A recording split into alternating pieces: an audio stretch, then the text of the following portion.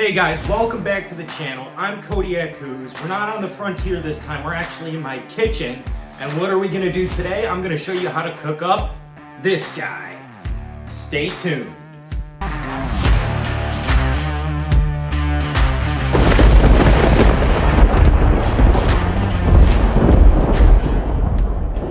Now, a lot of people seem to get really weirded out when you tell them you eat animals. Next time I'm at a restaurant and see somebody with a burger, I'm gonna be like, you're eating an animal. I mean, really, people are kind of weirded out about eating like game meat. I had somebody tell me I was crazy because I ate a squirrel. I mean, if you've never had squirrel, it's actually pretty good. But that's a video for another day. Just take my word for it. Anywho, so some really good options are to put it into ground meat, like ground beef, but ground whatever you shot. In this case, ground buck. But I mean, I like steaks, and there's like a bunch of cool different recipes you can do. But for, demonstrational purposes, we're going to do something really easy today that you could feed your friends and family. They wouldn't know what it is.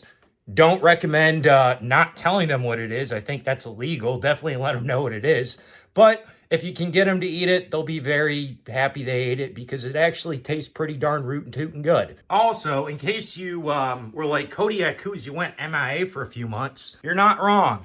I actually just bought this house, so I've been kind of getting settled in. As you can see, there's still a lot of stuff I got to unpack, but, who needs to do that right away? But let's see, we got all my hunting stuff. Bruce, we're going to name him Bruce. Sorry, Bruce, we're eating you today. Some cool decorations. A bathroom. Ho! And again, the creepy basement.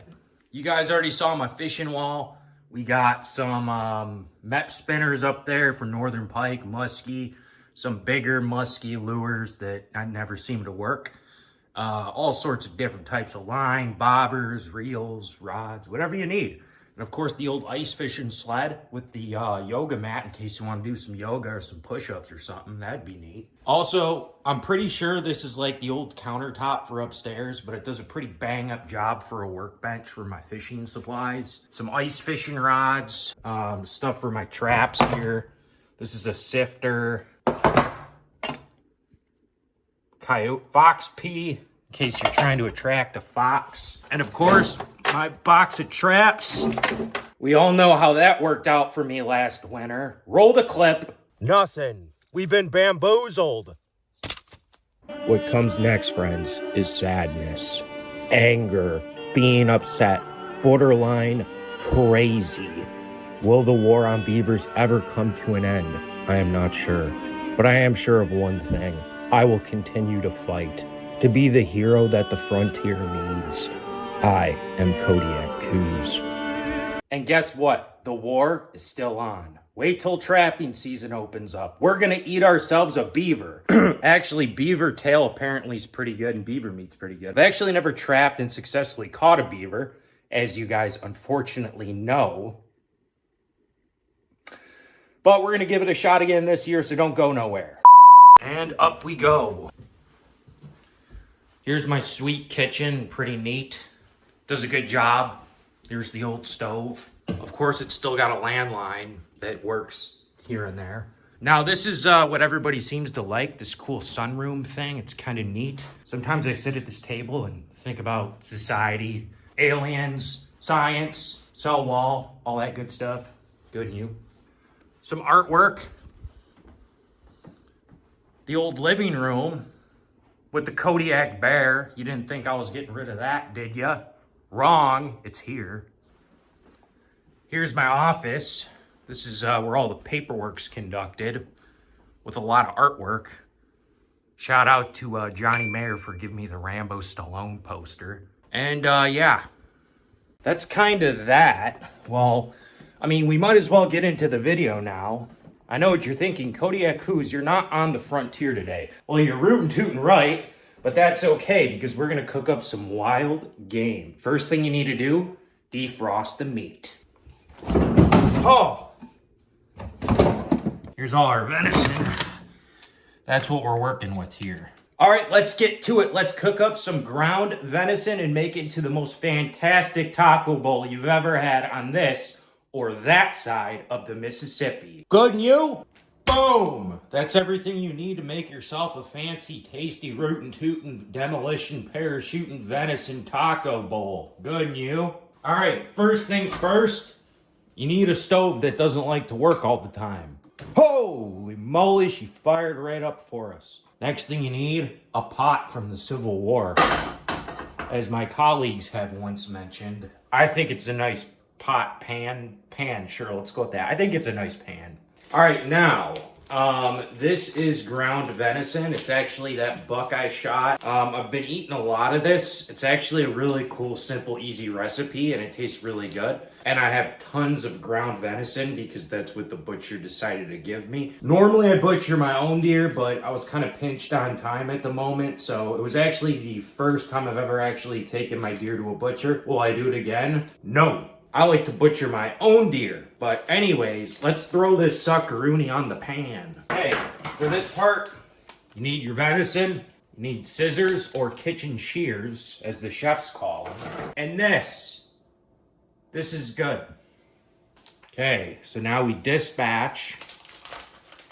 Oh, ground venison. Plop her on in. Oh, neat. All right, now for this part, we gotta mush her on up, you see? Mush her on real good. I don't know what normal people use to do this, but this thing usually does a bang up job. That's why I'm doing it. But we want to just chop her on up until it looks like tacos.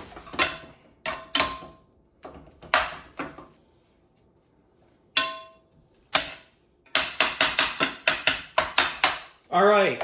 So we got her looking kind of like tacos, except it just looks like a bunch of ground up ground beef, aka ground venison in this case, but that should suffice as for now. We just want to brown it now, so what we're going to do, if you see any more big chunks, just break her on up a little bit.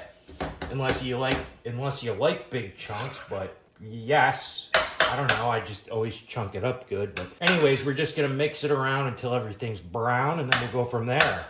Good and you?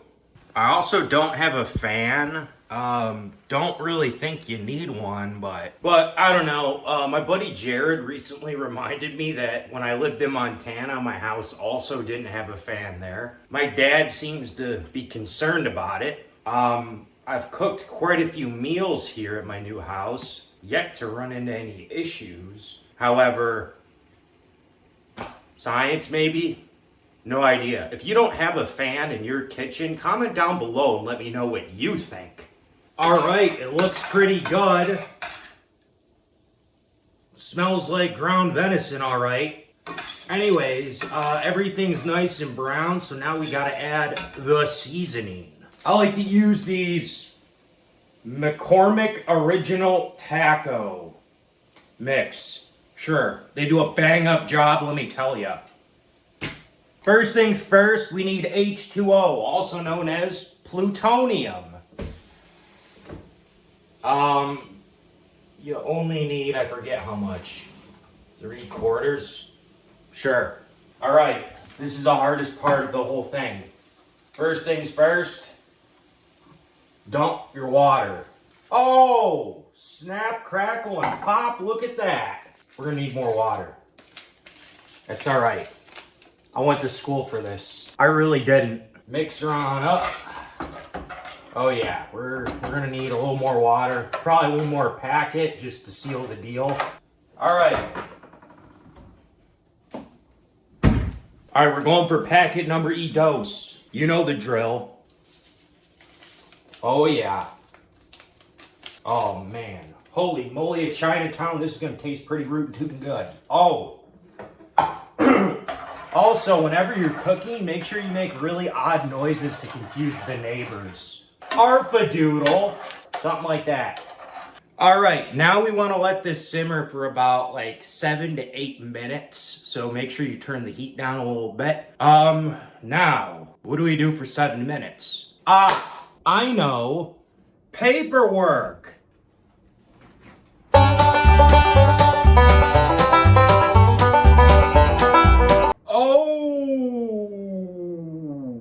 Make sure you constantly, like, what do you call it?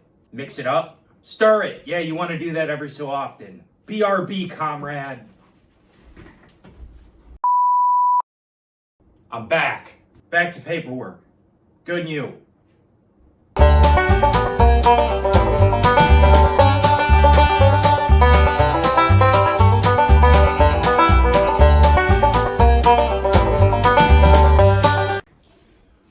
All right, gang, the 7 minutes is up. Let's check our feast.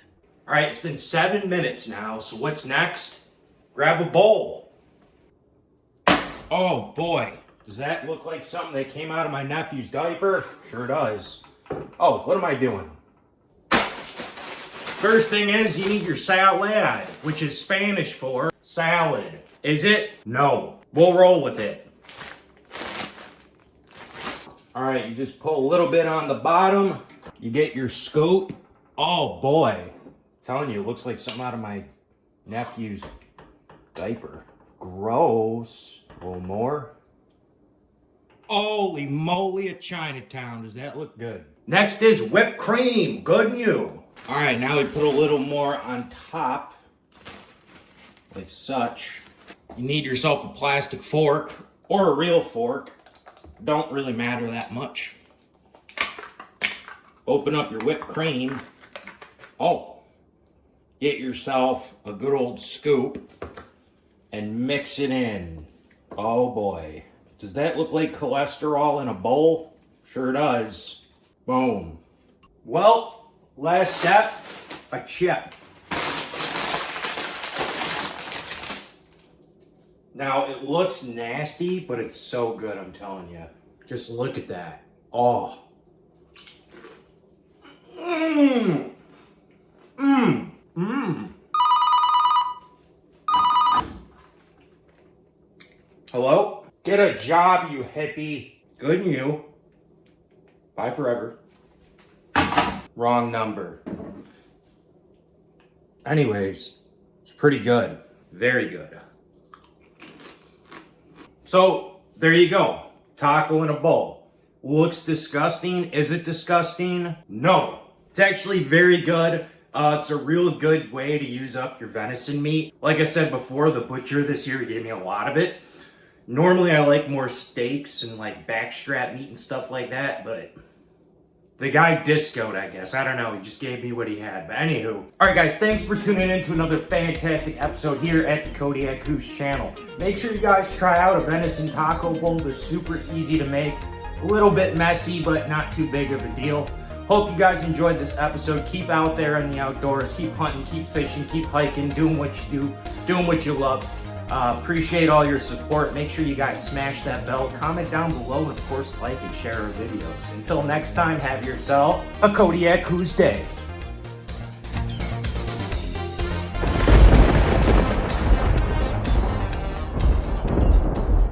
Go Kodiak Coos!